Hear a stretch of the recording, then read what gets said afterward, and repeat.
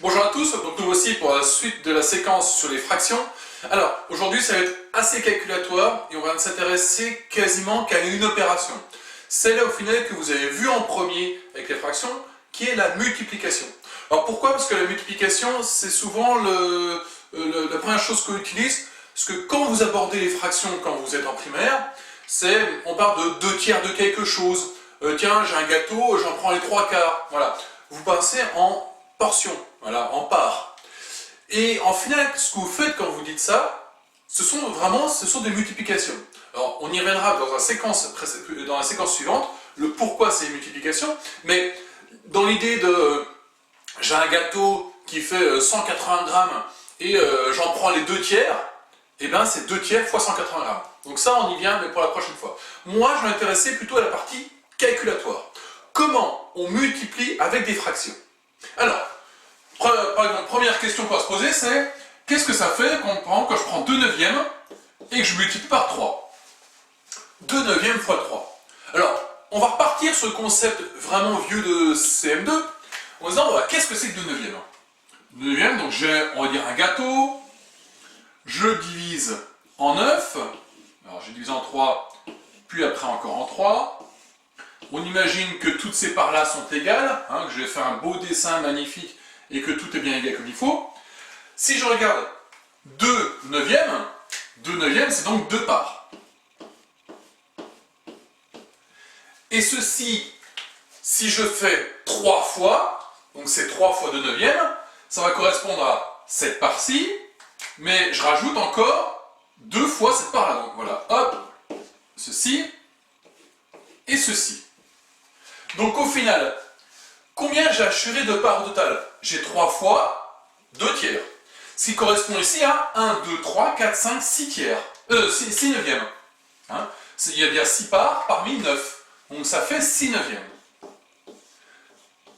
Sous-entendu, quand on multiplie un nombre par une fraction, comme vous pouvez voir, on ne multiplie que le numérateur. On a fait 2 fois 3.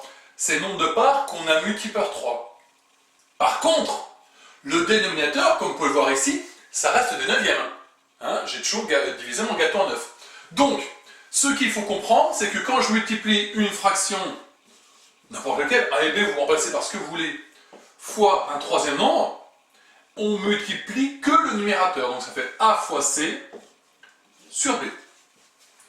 En continuant sur un exemple, par exemple avec n'importe quelle autre valeur, 5 septièmes fois 4, et ben je multiplie le numérateur fois le nombre, donc 5 fois 4, 20, divisé par 7, 20 septièmes.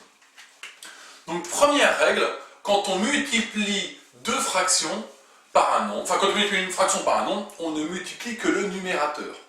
Vraiment, règle super importante. Attention, si vous multipliez le numérateur et le dénominateur, si vous réfléchissez, c'est comme si vous n'aviez rien fait.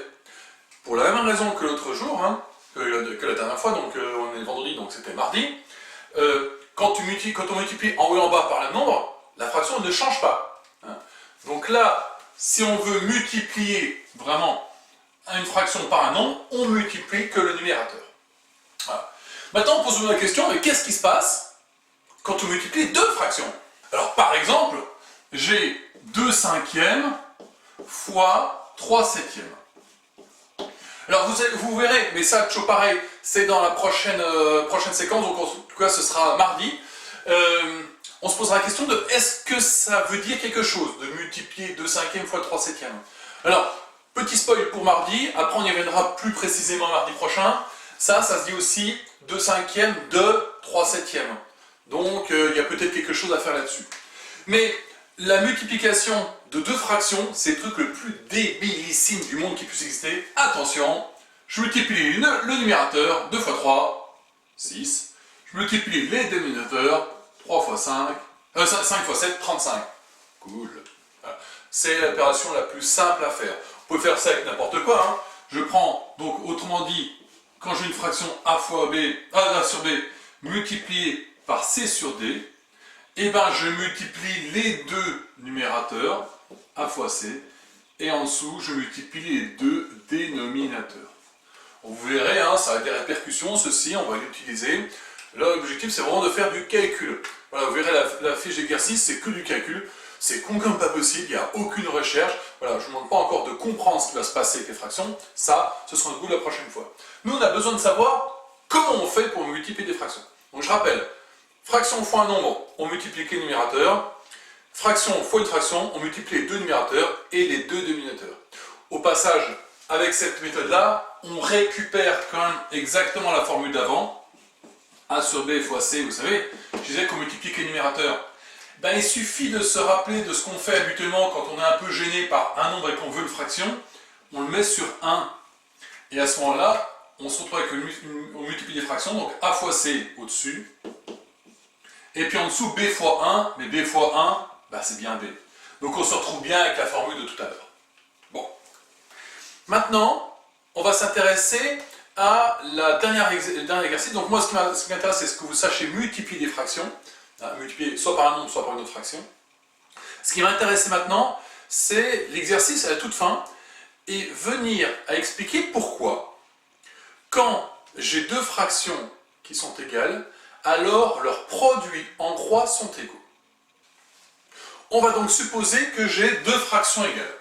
Donc, comme d'habitude, je prends des lettres A sur B égale C sur D. Je peux les remplacer par ce que je veux, c'est la même chose. Bon, je l'ai écrit sous une autre forme, A sur B, mais qui veut dire la même chose. Je vais mettre A divisé par B. On rappelle que la fraction A sur B, c'est pareil que A divisé par B. Donc A divisé par B, c'est égal à ce nombre-là, C sur B. Bon. A divisé par B, qui est égal à ça. A divisé par B. Donc, quand j'ai A, je divise en B par, pour obtenir ce nombre-là. Autrement dit, le nombre A, on est d'accord qu'il est B fois plus grand que ça. Imaginez que B ce soit 7. J'ai pris A, j'ai divisé par 7, ça fait ça. Donc le A est bien 7 fois plus grand que ça. Autrement dit, je me trouve à dire que A, c'est C sur D fois B. Il est B, ce truc-là, le A est B fois plus grand que ça. Si on revient à la notation d'avant, ça c'est B fois C sur D. Je rappelle, c'est une fraction multipliée par un nombre, donc on multiplie que le numérateur. Reprenons cette chose-là. Donc je pars du principe que j'ai A qui est égal à B fois C, donc je ne sais pas combien c'est, divisé par D. C'est bien ce que j'ai là. Alors maintenant, même raison. J'ai un nombre, quand je divise par D, ça fait A. Donc, ce nombre-là est bien D fois plus grand que A. Autrement dit, A, quand je multiplie par D, ça fait B, je le multiplie par C. Ce qui signifie que avoir ceci et avoir ceci, c'est la même chose. Autrement dit, si je veux vérifier que deux fractions sont égales, j'ai juste à vérifier que quand je multiplie les deux diagonales donnent le même résultat. Alors, ce petit calcul-là, il nous permet de vérifier si les fractions sont égales. C'est assez rapide à faire, et surtout, on n'a pas ce problème-là que vous avez eu dans les derniers exercices, où, quand on regarde, quand on fait la division, eh ben, c'est égal sur les 10 premiers chiffres. Vous vous souvenez, c'était dans le dernier exercice de la feuille. Là, avec les multiplications, on va assez vite vérifier qu'elles sont égales.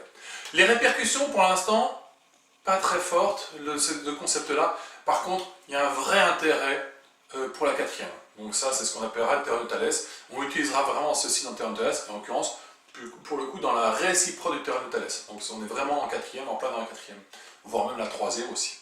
Donc, ce qui nous intéresse ici, c'est juste pour savoir si vous avez deux fractions égales, vous multipliez les deux diagonales et vous vérifiez qu'elles sont égales. Voilà. Super concept, hein. Voilà. Super pratique, super facile.